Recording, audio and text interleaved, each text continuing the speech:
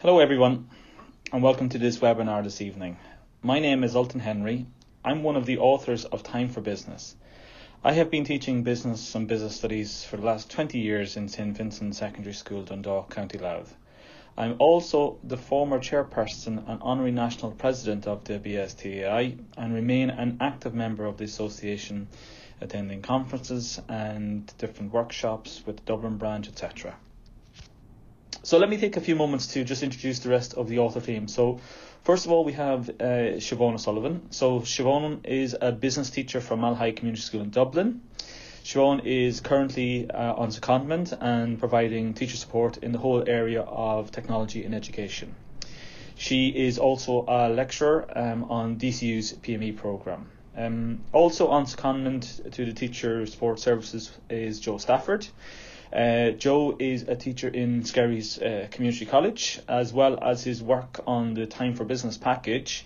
You may well know Joe from having written the Leaving Cert Business Revision and Exam Guide as part of EDCO's Get the Points series. You may also know him as he co-authored the Leaving Cert textbook entitled It's the Business. In addition to that, we have James Comiskey, and James has been working for 20 years teaching in Coláiste Cullen, based in Dundalk, County Louth. In 2016, we of course published our first edition of Time for Business, and we were very happy. It was very closely aligned to the requirements of the new business studies specification. Having said all that, we always recognised that both the implementation of the new specification and our understanding of it would be an evolving story. And so, really, I suppose over the last 2 years, we've reflected on what we now know about the specification, and we've worked quite hard to make our product offering even better. I suppose ultimately to produce an education package which is even more closely aligned to the requirements of junior cycle business studies. And we believe, very importantly, I suppose, aligned to the needs of you, the teachers, and your students. This finished product that we're very happy with reflects our work and insight both as practicing teachers and also our work with the support services. And we really feel that this provides our team with a collective expertise which is really second to none. Junior cycle business studies is what we do every single day, and we feel that this collective insight and engagement has been brought to bear in this publication. So the Time for Business package is pretty comprehensive, and what do you get? Well, as you can see, you get the student textbook, the student activity book, a free student ebook which can be accessed on EDCO Learning, a free teacher's resource book, and free digital resources. So quite a comprehensive package included. So why was the package updated? Well, really, it, apart from reflecting, I suppose, our clearer understanding of the junior cycle specification, we also decided that it would be best to update its contents, really, I suppose, as we all know now, based on teacher and market feedback, which we've gathered over the course of the last 4 years. So we specifically looked at simplifying the language, adding more bookkeeping activities, particularly in light, as we now know, of the 2019 SEC exam, where we saw the bookkeeping question, ensuring better alignment between the textbook and the activity book, and providing full solutions to all questions in both print and digital format. I suppose really, in essence and in practice, this involved essentially a line-by-line review by the author team, and also 3 independent reviewers. And all of our Strand 3 content was also reviewed by the author of EDCO's Positive Economics textbook. So what has changed really, and what are the key features of the Time for Business package? Well, first of all, there's a reduction in the number of chapters. So the chapter number is from 42 down to 40. This has been brought about as a result result of the amalgamation of the consumer chapters. So we brought that from 4 chapters down to 3. And also the removal of the budget comparison statement chapter entirely. I think it's also important to point out that every learning outcome on the specification has its own chapter. While some of the chapters have links to more than one learning outcome, we really feel that each learning outcome needs a full chapter of its own in order to engage with fully and adequately. I suppose really the thinking behind it is, given that students will ultimately be assessed not just on their knowledge and understanding, but also more so now on the key skills and values. We personally don't believe it's possible to have the required level of engagement by dealing with an entire learning outcome in just maybe 2 or 3 chapters. While it may be possible to cover some aspects of the knowledge and understanding in a few pages, the kind of thinking skills required, especially at the level of distinction and higher merit, take time and a deep level of active engagement to achieve. Looking at all the current textbooks, whether they be first or revised editions, we confidently believe that the Time for Business package is best equipped to provide students with that level of engagement required. We can see there the contents across the breakdown of the chapters from 1 to 40 across the 3 strands, and just different types of chapters and the titles of each chapter. And as I say, each learning outcome is linked to one particular chapter. We've also simplified the language and the content throughout the textbook and the student activity book, and many sections were effectively rewritten to ensure language is more accessible for students of all levels, because I suppose we all know now at this stage that we've got mixed ability, common level students, so we need to cater for everybody. And that the content also, as I mentioned earlier, I suppose really better reflects our current interpretation of the specification. I suppose it's worth bearing in mind too that we have retained all necessary subject-specific key terms and vocabulary, as these are still an important aspect of the key learning. Another thing we've done also in this particular edition is we've made far greater use of tables to help break up and summarise large block of text. We've just put in some examples of what we mean by that. So you can see there the factors of production. So you can see how they're nicely arranged into a table. A lot of information in the table. We have the key factors, we have a brief description, we have example and reward, all in a short table. So nice way to produce it. We can also see there then how we've applied it to Ben & Jerry's example. The use of graphics is nice there. And then in addition to that, then you can see again, for example, all the different types of government departments and what they're responsible for, both capital and current. Again, nicely produced into a table. So nice use of tables for to break up, I suppose, really large chunks of text. I suppose another thing we've also done is we've included more and better visuals in this edition, not only to make the layout more appealing, but really to support student understanding and to help them to contextualize the key ideas. So we can see there, for example, the types of employment. So we can see there, again, the use of a table with the key terms and a nice explanation, some activities down at the bottom.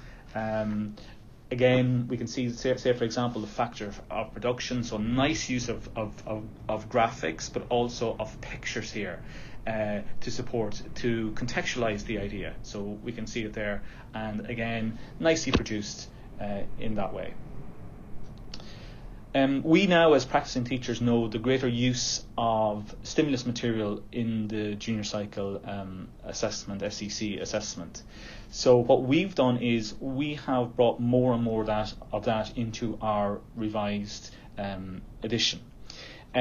We have used these types of stimulus material to help prepare students, or hopefully prepare students for the final assessment. and to make the theory more relatable for the students. That's really what it's all about. By linking it to real world kind of situations. We have included a large number of in the news features in the textbook, and in most cases we have linked these to specific activities related to, so that the students can engage with the material and the concepts really as they meet them. So we can see here, we can have an example here about credit cards and interest rates. So we have an in the news feature, and then we have a nice little activity 6.27, linked to it. So you're given the stimulus material, and then you're given your activity. We have here the in the news feature about Tato Park, and then linked into it, I suppose it's a good way to repeat kind of what I mentioned earlier about greater interaction between the textbook and the activity book. We have the in the news feature about Tato Park, and then linked to it we have a question in the student activity book where the student uses the information in the news feature in the textbook then to complete the evaluation impact of Tato Park or Boardnamona, or they can use then, we've given them a number of different activities or suggestions I should say in relation to it. But again, it's linking the stimulus to a question. As with our first edition, we have ensured that questions and activities are distributed throughout the chapter, rather than simply being placed at the end. We've done that because we firmly believe of the view that actively engaging the student with the subject material is a fundamental aspect of what the new junior cycle is all about. And we strongly believe that having questions and activities throughout the chapter provides the best opportunity for engaging the student with the new knowledge as they meet it. Again, this effectively reflects the need to focus on more than just the knowledge, the subject knowledge, and to help and develop the student to be able to say analyse, reflect upon and critically engage with the subject matter. We have tried to achieve this using relevant case studies and a wide variety of activities. While we have made these suggestions as to which activities require written responses, it's entirely up to the individual teacher to decide which activities are most suited to their students, because they know their students best and their classes best, and whether each activity will be used for oral questioning if you wanted to, or it might be more suited to written work. It's up to you to decide that. We appreciate that the choice is important for both the student and the teacher, and we've tried to provide a variety of activities from which you can choose. We wouldn't expect that you would attempt them all, but you're free to pick and choose that works best for you and your students. So we can see there quite the wide variety of different activities, from research, presenting, group work, debating, and again we can see the key skills there up on the right hand side. See the icons, and again more research, creative different activities. So quite a wide and varied range of activities, and it's up to you to decide effectively what you want to do. To highlight key skills and help you decide which activities might be most suitable, we've included reflection, research and digital icons on relevant activities. The digital icon is used throughout the textbook and the student activity book to highlight important skills and to signpost clearly to teachers when students need to use digital technologies. Icons for web links and the chapter PowerPoint summary are at the end of each chapter. So we can see there that, again, we can see the broad range of how we have text, then we have questions interspersed, we can see the key skills, we can see the icons, we can see the use of nice cartoon, visuals there on the screenshot of page 43. We can see a lovely visual down there at the bottom. We can see the SEC question from 2019, and again, reflection question. Again, up to you to decide what you want to do. Just a wide variety of different questions. The key skill indicators have been retained from the first edition, and we've also introduced actually a new hashtag icon to link learning to the action verbs outlined in the Business Studies specification and the SEC exam. we feel that this really will help to support students and their understanding of these action verbs, and will better prepare them for their ongoing assessment that they will face across the 3 years of the new junior cycle. So we can see it there. We can see in this screenshot, we can see key skills up at the top right. Listed. We can see the hashtags, so hashtag calculate, hashtag record, hashtag list, hashtag what do you think. Also in addition to this, we can see here where we put in we're suggesting that you can do this question in your record book 1, so we have different icons in the bookkeeping questions for that, and then we can see here that we have the icon for the student activity book, so we're suggesting you can do that in your student activity book. I suppose really linked into this, we've also included several exam-style assessment questions as well as actual SEC exam questions interspersed across the whole textbook. The double entry bookkeeping chapter questions reflect the format and the layout of the 2019 SEC exam. So we can see here that we can have the SEC question from 2019. We have put them, as I say, into the book, all interspersed throughout the whole book. In addition to that, you can see here as well, we have the web links icon and the PowerPoint summary icon. We'll talk about that a little bit more then into later on in the webinar. Again, similar, we've written our own similar SEC style questions, and again you can see great use of the key skills down along the right hand margin. You can see our hashtags, discussion again, the action verbs. Now here we have as I mentioned earlier, our double entry bookkeeping questions are based and clearly reflect the format and the layout of the 2019 SEC question. So that double entry bookkeeping question that came up last year in the SEC exam, we have amended all our double entry bookkeeping questions to reflect the format and the layout of that question. Several topical aspects of the textbook, including the Did You Know feature, have been updated using new examples, visuals, statistics, and, as I mentioned earlier, more student-friendly language. A major addition to the new package for Time for Business now is the inclusion of a substantial assessment section in the textbook, and there's also a slightly shorter section for teachers in the teacher's resource book. This outlines all aspects of the junior cycle assessment with a particular emphasis on guiding the students through the process of CBAs and assessment tasks that they'll have to do in the junior cycle. It also provides an outline of the final assessment, along with some tips for answering questions, and an in-depth focus on the action verbs, which will be used in the exam. Really, the action verbs are defined with examples given, which is a useful reference that can be used throughout the 3 years. So we can see there the screenshot of the assessment section. So you can see it's quite comprehensive. So we've included a lot of different things: how to prepare for your CBA, how to conduct research. So we've given advice for the students on how to conduct research, how to communicate, which is now a big part of the new junior cycle, CBA 1, CBA 2, information about the assessment task, information about the final exam, and, as I say, the action verbs. And you can see here now, we can see we've just taken a screenshot of I suppose 3 of the big action verbs: explain, identify, and illustrate. And you can see there what it involves or what each student is required to do. So give a detailed account and then an example. And we have also added and amended many questions in both the textbook and the student activity book to reflect the format and the marking scheme of the 2019 SEC exam. So we learned a lot, really, I suppose, in terms of the SEC thinking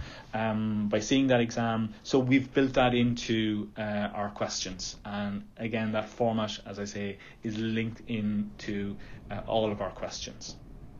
To support the development of independent reflection and revision skills amongst the students, we've developed a new revision system linked to creating mind maps. and included it in the activity book.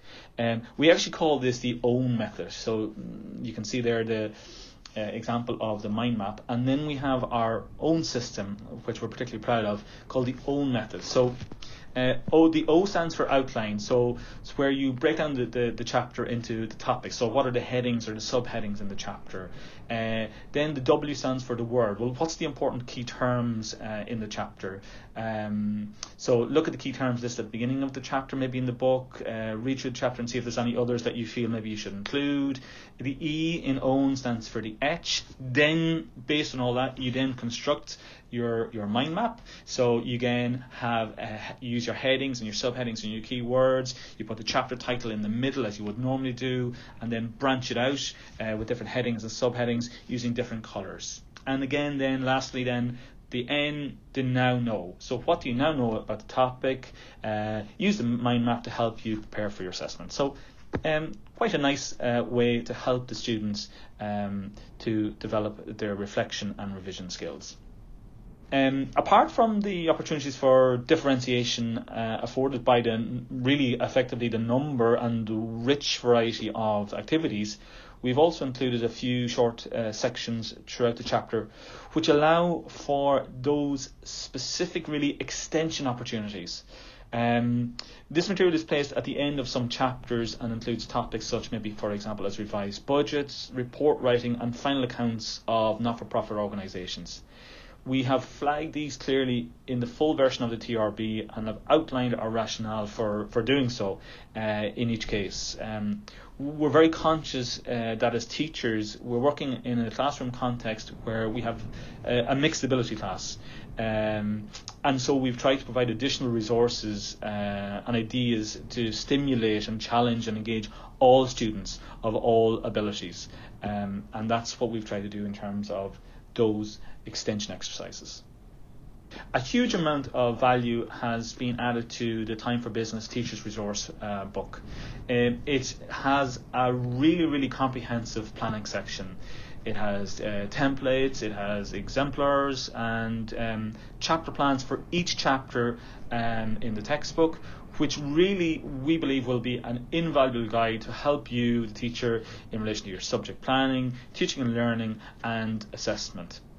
Another really, I suppose, key thing to note from the TRB is that solutions are available for all the activities in both the textbook and the student activity book.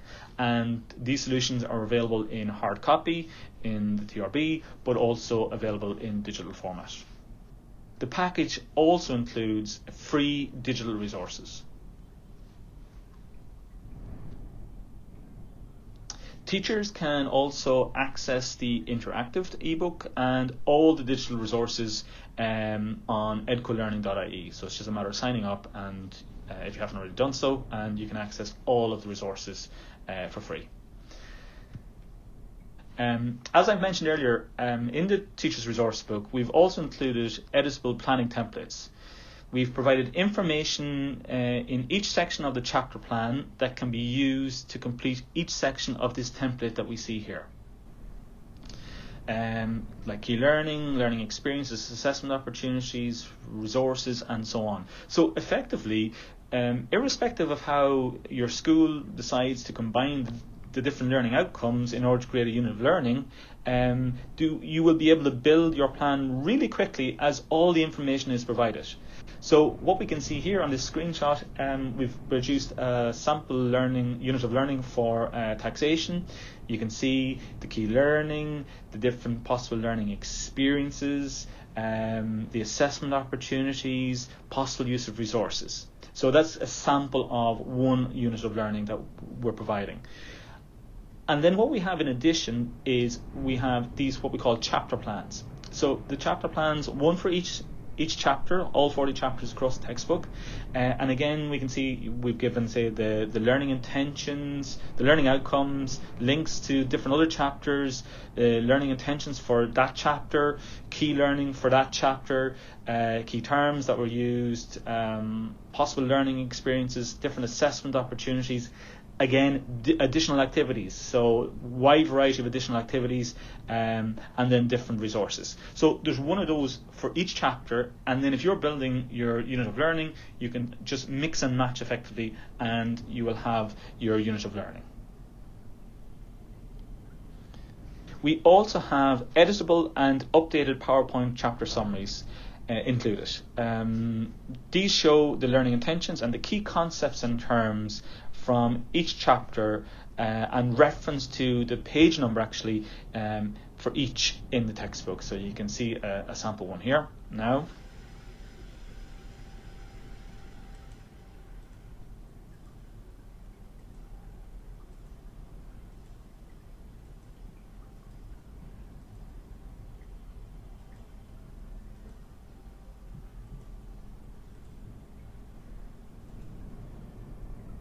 We've also got additional activity worksheets available as both printable PDFs and editable Word documents. So here's a sample of one. Again, PDF, or if you want to, it can be editable.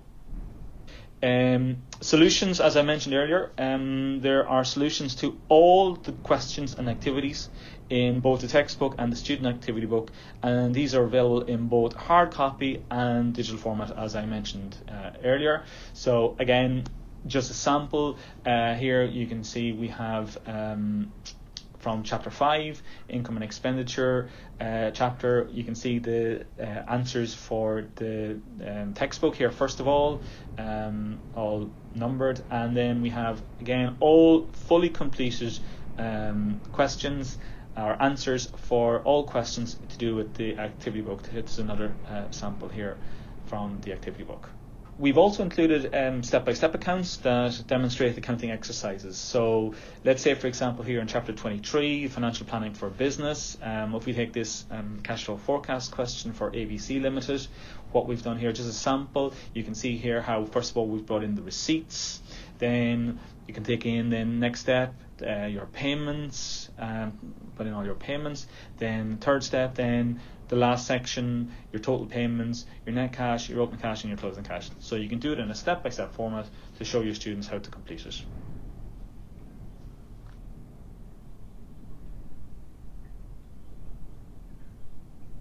We also have editable Excel templates. You can see an example here, and you can play around with them as required.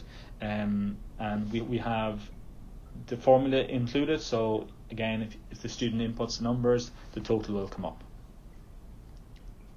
We have web links that provide links to additional resources, like we see here, for example, in chapter 1, making the most of your resources. Lots of different web links that you can link into, which will help and assist in class. We have really actually engaging videos that illustrate the business in action, as you can see here from this one here. We'll watch it now. We started Food Cloud because we realised within a community there can be a business that's throwing away perfectly good food, and at the same time a charity that's struggling to feed those in need. We saw a huge opportunity to connect businesses that have this perfectly good food with charities that can really benefit from it. Food waste can happen for a lot of different reasons across the food supply chain, and that actually makes it quite a complex problem to solve. So what we try and do is make it as easy as possible for businesses to find ways to take this food and make sure that it actually feeds people by donating it through one of our 2 solutions. The first solution uses technology to connect supermarkets directly to local charities. This allows the supermarket to very quickly upload details of any surplus food they've left at the end of the day that's good to eat, and then let a local charity know that this food is available for collection.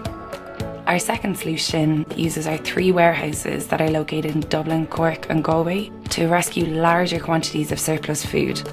We can then store and distribute this food out to our network of charities in more manageable quantities.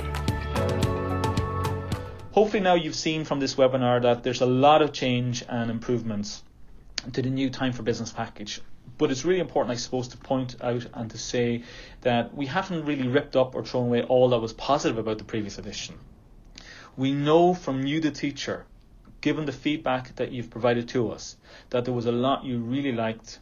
So we really concentrated our efforts on streamlining the content and making it more relevant and more accessible to students. We're very happy with the finished product now, and we hope that you and your students will be too. If you would like a sample, please contact your local EDCO rep directly, or you can try the ebook on edcolearning.ie. Thank you very much for tuning in to our webinar this evening. This webinar will be available to view on timeforbusiness.ie, and hope that this was very informative for you. For any queries, please contact your EDCO or local sales representative. You see their names and their numbers and email addresses there for the various locations. So depending on your location, give them a call. Thank you once more for tuning into this webinar this evening. Really hope you found it informative. It's been great, and talk to you soon. Thank you very much. Bye bye.